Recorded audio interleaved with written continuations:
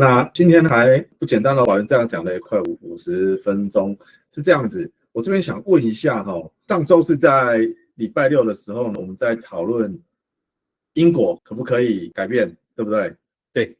那今天讲的是因果，今天讲的内容很紧凑，但是浓缩一句话，是不是？因果不可改，前命不可改，后命可立。可立。说后面的立，你后面的福报命数是可以透过你的修持、积功累德、培福去换得一些福报的，让你的运变好了，让你的后面的命可以更好。了凡当时是53岁就要死的，但是因为他后面做了这么多的善事，到75岁还是76岁死的。因为前面他这个1533年跟1535年这2年有误差，所以资料上有2、3种说法。所以确实说你要能够延命积寿，有人会说我就去放生，放生是可以让你说身体健康啊，去长寿的，是佛家有此一说。那么是真的是假的，其实我都会觉得说从心的能量而看你今天发这个善心，不是你说你就度了多少生灵，你就能够直接换取多少福报，这个不是这么算的，而是说你的心的能量能够有多强，能够与所谓的宇宙能量共振，那么你就能够吸引多少所谓的正能量来和你相应。其实我们修道人，我觉得可能也有很多师兄姐有很多的想法。当你开始修持到一定的修为的时候，你身体会变健康，你脸色会变红润，你皮肤也会变好。如果你又吃素，那你没有动物的激素，那些肉类的激素的影响，你皮肤会更好。这个是确实我所亲眼所看到跟耳朵听到的。那这种东西你也不要认为它是迷信它确实是我们人的本来就生活在一个能量场。当你的心越愉快，你见佛心是佛，所见皆佛的时候，你脸色绝对是红润，因为你脸常常提着笑容，促进脸色的新陈代谢，你的脸皮就会变得比较红润，这是一定的。这个是有科学根据的。那你自己，你有没有觉得因为你的修行或者是你的善心，对于你的后命有时候有什么改变，或是有比较大的变化，还是其实都没变，只是因为我们修行之后，刚刚讲的，我的心改变了，所以本来对我来说是一件很不好的事情，因为我的心改变了，它就变成一件比较好的事情，或是我可以接受它，放下它，其实都没变，只是我们的心变了，还是真的心有变，然后运也有变。其实你的命有没有变，你的那个果报有没有变，我们不知道。但是我们至少先学会转念来的，我面对它，处理它，能够接受它，放下它。那我懂得不去执着它的时候，它对我来说就不构成影响。不构成影响的时候，它就不会使我皱眉头。那不会使我皱眉头的时候，当然我的心态就比较轻松自在。这件事情或许我心大了，事就小了；或许事还是那个事，但是我心大了，事就真的小了，就不挂碍我。那么这一关我就又过了。所以我会觉得说，其实很多东西都是我们心所变现的。你会让你烦恼的事情，也是你心所想才让你烦恼，因为你心不够清凉。那么如果说你这个事情让你欢喜，那么你当然也就能够处之泰然，看之淡然，那一切就顺其自然。你当中你就那么多然的时候，其实你就安住在当下了。这个就是我们修道最大的一个红利。反正这么多事情逆来我能顺受，但是所谓的问题处理，我也有足够的能力去面对它、看待它、接受它、处理它。那这个对我来说就这样呗。就是安呢，啊个安呢你啊，就是安呢。时间到了，我拍拍屁股就走了，就这样。重点都是你要走了。我想，那其实各位师兄姐，那我就直接再问直接点的，我们就直接来试试看，我们真的因为有修行，觉得自己的命运有改善了吗？或者是我付出这些的努力，还是我觉得没感觉，该惨还是一样惨啊。我不晓得有哪位师兄姐愿意先举手，那没有的可能就找一两位我们来探讨一下，我们就很直接的来看这个问题。没有，那就文明方面讲话吗？你说，我想请教一下哈，我们就很现实、很直接来讲，我有因为到真元修行，我觉得我做了很多事情，我的命运就有改善，我的因果业力，我觉得说转变还是都没有，惨还是一样惨。你觉得呢？有转变，怎么样的转变？好还是坏？好，刚刚那个宝源师兄有讲说，自从修行以后，做了静心清理之后，身体会转好，运势也会很平顺，这是我的感想。这样子，所以就表示你以前没有很惨就对了。我以前很惨，很惨，所以现在才有这样的感觉改变。而且大家都知道说，我以前小我是很爱哭的啊，自从做了和解，心理上、身体上都做了很大的改变，所以小我现在跟以前是完全不一样，跟肉体也跟着小我做了很大的改变，就是这样子。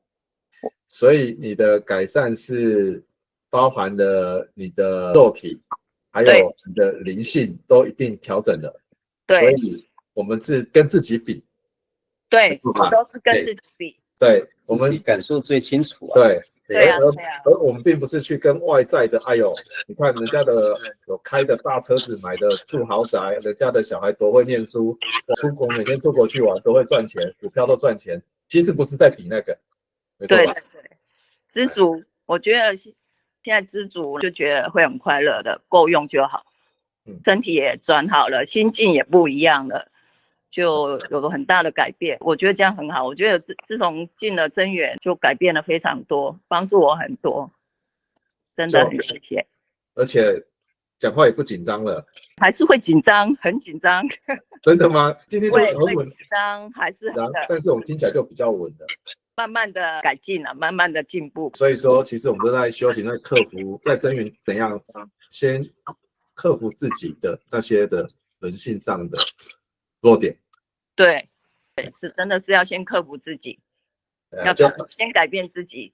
那要克服自己，改变自己，最重要的一件事情是什么？最重要的事情就是每天好好的静心清理。我是这样子想的，我都是让自己要改变自己的心态，各方面把不好的改掉，放下一些之前很执着的东西，慢慢的啦，我现在是慢慢的在改变一些自己感觉很有原则的东西，现在慢慢的放下标准，这样子。对啦，不要执着啦，把自我降低，对，这最重要，很愿意接纳自己，看得清楚自己。对。好，不错啊，我觉得你现在越讲越顺了。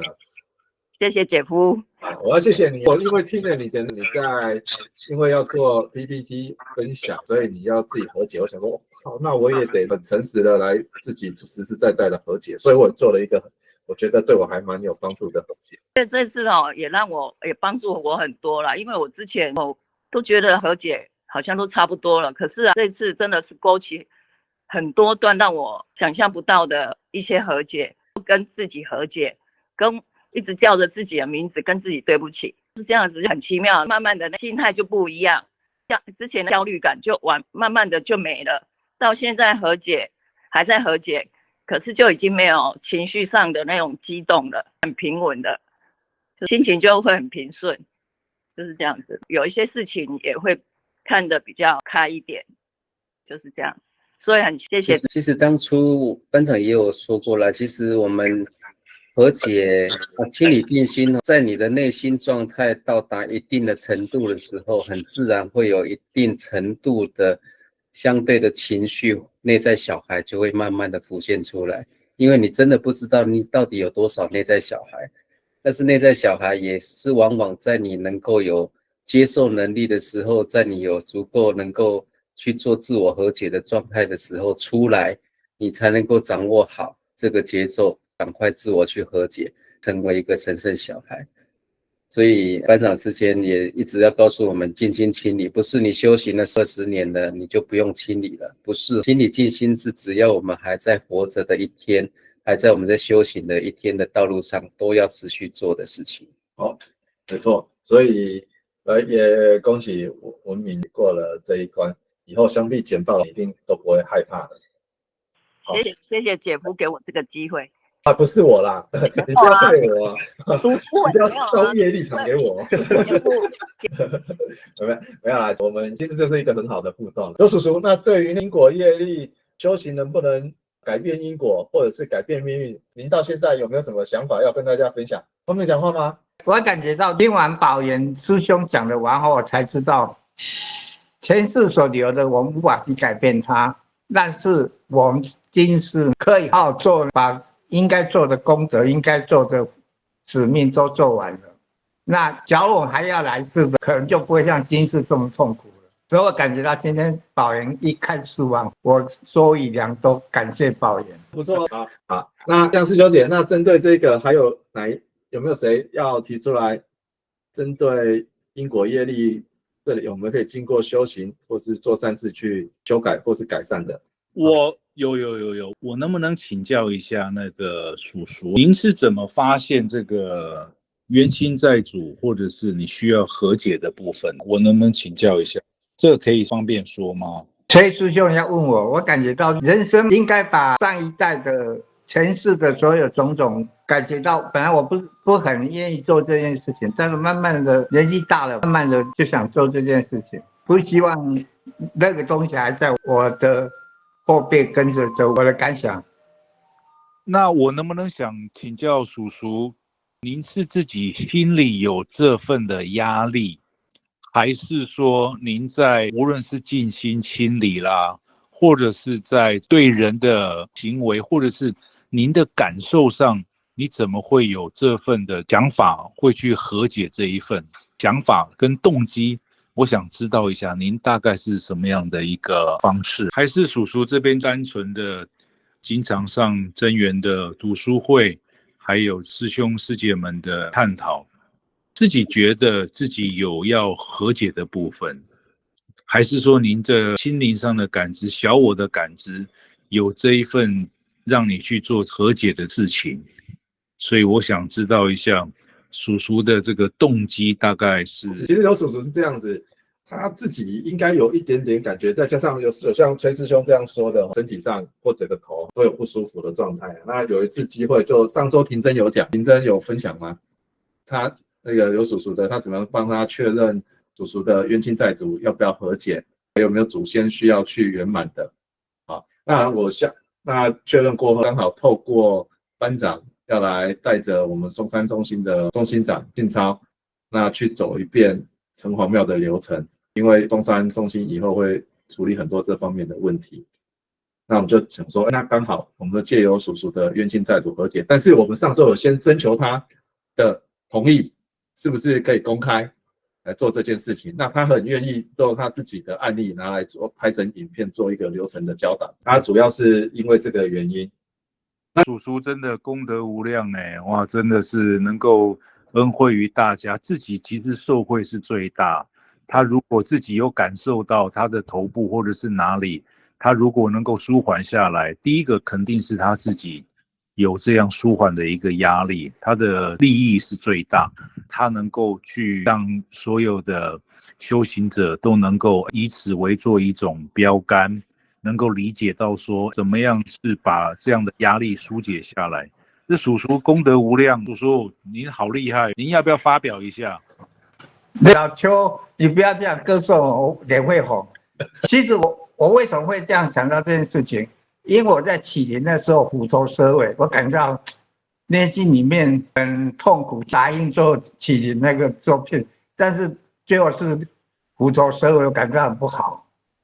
所以既然有机会，可能其实的人都因为要圆满自己的内心的问题，其实内心的问题公开起来又怎样？说不定你把你的内心的问题公开出来，或者旁边的师兄师姐、班长、副班长、公主会帮我们解决，是不是变成一个很圆满？那你只有你自己执着自己的想法，然后这样隐秘的来解决。其实那也不叫解决，因为你没有关，你跟城隍爷讲的，那你为什么不给大家讲？你也可以做这个功德，因为你所犯的错，别人可能也类似犯你的错，你自己也改进，他也改进，你是不是功德一件？我的感想是这样，谢谢。我这边刚好想到一个故事，跟刘叔叔这个心态很像。当时钟离权在点化吕洞宾的时候，吕仙还没有成仙的时候，他在教他一些术法，其中有一个点石成金的一个部分哦。他会觉得说，我学这个干嘛？第二个，如果说我学完了之后，他大概会多久？他会不会再变回来铁？点铁成金，他会不会再变回铁？那他发出这样的疑问的想法的时候，这个钟离权说会，他500年后铁还是会变，从黄金还是会变回原来的铁，因为它铁还是它的本质，它这个是一个幻术，它幻术的能量能够持续500年。那吕洞宾他就说他不要了，他不要学这个，因为他学这个法术是会坑害到500年后的那一个人，他这样子这种做法他不愿意，他也不应该，不可以，他不会，他也借由这样就劝由大家不会，就是一个4不1没有了。那他也就是这样的一个发心，钟离权就直接告诉他，你这样已经修行成仙，已经有圆满3000功德了，3000功德圆满才能够成为仙人成为天人的一个门槛，所以他就依此心念一念即为1功，但是一念此念为3000功德，这个是钟离权给吕祖的一个勉励。那刚好也跟刘叔叔的心态非常相似，那也相信刘叔叔这个意念，这个3000功德应该已圆满好，很棒。感谢宝元师兄。其实应该是指启灵过后，我们有很多师兄姐都有去做一些，比如说启灵过后要做什么圆满某些不管是祖先或是因果业力或是忏悔了。那他那时候应该也是还没有接，他觉得应该他还缺这一个啦，他可以让他有一个觉得更圆满的一个传承承接啦。好，那最后我这边简单做个小结啦。我个人觉得修行能不能改变因果业力或是什么能不能改善，其实我可以实在的说，我没有在想这件事情，我真的可以敢说我没有在想这件事情。但是呢，我们慢慢的做我们跟自己比的，其实说心境的转变，会发现有些事情会慢慢的改善，但是某些事情我们也得割舍，例如说我们肯定得放弃自己的某些时间、某些兴趣爱好、某些娱乐，付出我们的体力劳力，我们才会取得一定的成果。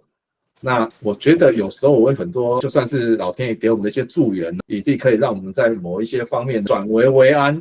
那我们各位师兄姐，我们这个真源的师兄姐也可以给大家互相心理的加油跟打气。那这个很重要。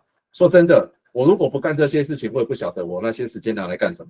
那我倒是不会去想说一定要怎么样，而且修行过后，我也不去算命的，而且这很贵。我也不是信徒，也不会去问事了。甚至有时候有些在看事情不用问小我了啦，来的来啦。但是我都会，班长后来有跟我说，有些事情你也不能去造成新的因果业力。我们心要柔软，慈悲还不够，要慈悲前一定要柔软。我的心很硬我就从来不柔软，就是这样子。我那个和解一直都没有做，心一柔软，就可以去面对很多事情。所以呢，这是我个人，我觉得可以有帮助，但是我个人是不要去强求它，也要去想它。时间到了，我们往前去体会，就可以体会出来。一定是有正面的啦，真的没骗各位，一定是有正面的。好，以上，那我们今天的读书会，谢谢老袁来到我们现场。那下礼拜就是你的下集吗？是下礼拜刚回昆山，可能还没有。那谢谢大家来参加今天的读书会。那先也谢谢宝元来到了现场。谢谢大家。好，以上谢谢大家，大家晚安，拜拜。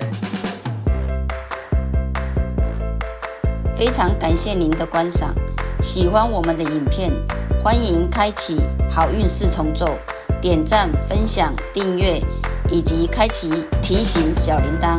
感谢您的观赏，我们下次再见。